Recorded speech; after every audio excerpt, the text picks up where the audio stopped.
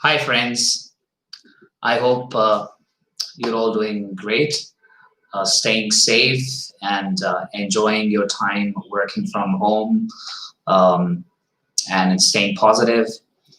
I wanted to touch base with you on COVID. I know we've been talking about COVID and coronavirus for, uh, I can say, a long time now because it's been more than 8 months since the outbreak in India, at least.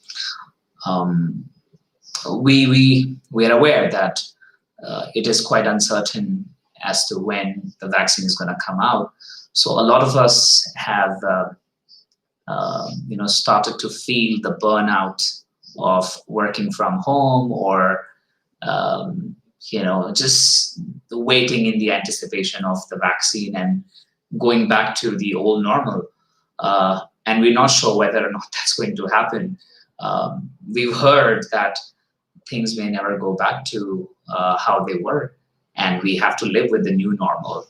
Uh, of course, there are always pros and cons of everything, and COVID has definitely touched our lives in a way, in a manner that that nothing else has ever touched in our lifetimes, at least, or even in our parents and grandparents' lifetime. Uh, but this is also a lesson for the world to probably live in a more sustainable manner with the planet.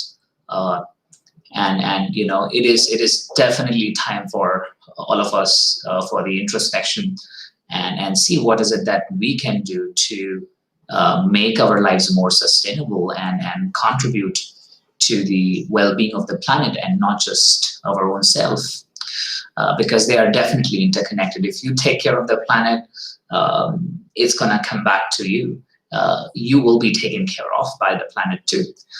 Um, a lot of us have kind of given up and looking at this entire episode as from a very pessimistic viewpoint. I don't blame you in case if you are feeling a little defeated because of this entire situation. A lot of us have felt that emotion, and I'm sure some of us are still going through that kind of emotion and feeling the burnout, like I said. Um, Having said this, I think it is also the time to reflect upon what is it that we have been doing in terms of our own learning and slow down a little bit. Um, I was reading a book somewhere, and I was reading about the blue zones that are there in the world. Blue zones are the areas where people who have lived really long or live very long, they live across these places. So if you notice their lifestyle versus the lifestyle of the people in the rest of the world, there is there are some stark differences. Number one, um, people with great longevity, they don't get stressed out that easily. They're not always alert like how we are. We are always stressed. We are always running after something. We are always on alert, and thinking about planning things and doing things, writing stuff. What is it that I'm going to do in next 2 years, 5 years down the line, 10 years down the line? How I'm going to retire, etc.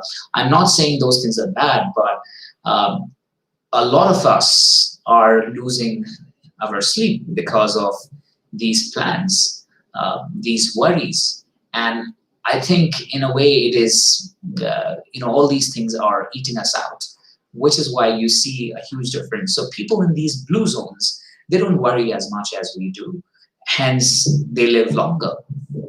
Um, they are also happier because they spend time learning things, and their time is more productive. Though we may also be doing a lot of things, but still feeling, as if there's something missing, and we we don't have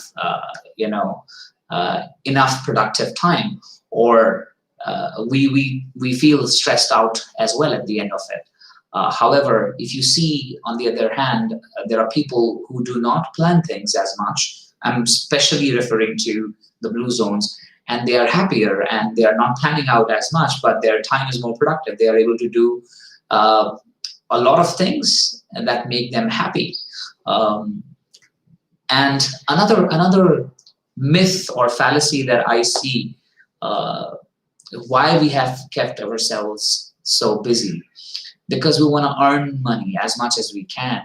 And why do we want to earn that money? Because we want to have a better lifestyle, a more secure financial future, maybe for ourselves or for our kids, or whoever you want to leave that money to after you go. If you see, this is a vicious circle, right? You do all of this, you work hard, you lose your sleep, you earn money so that you can have a better lifestyle, but you actually end up ruining your lifestyle, right? And then you spend that money on healthcare, or maybe on your medical expenses, etc. So maybe bringing in a bit of contentment and satisfaction will help you to be more content with what you already have, or what you can, or what you should rather achieve to survive and thrive in your life financially or materialistically. But there is no end to it. You can have a lot and can still be not enough for you, because there is no end to it, right? It turns out to be a human greed, because of which you may be putting a lot of things at stake. And here, in this context, it is your health which is at stake, your happiness to be more important. We mistake pleasure, for happiness, because we think if we buy something, if we go somewhere, if we, let's say, acquire something, we will be happier than we are right now. So we have tagged or aligned our happiness with the things that can be bought, right?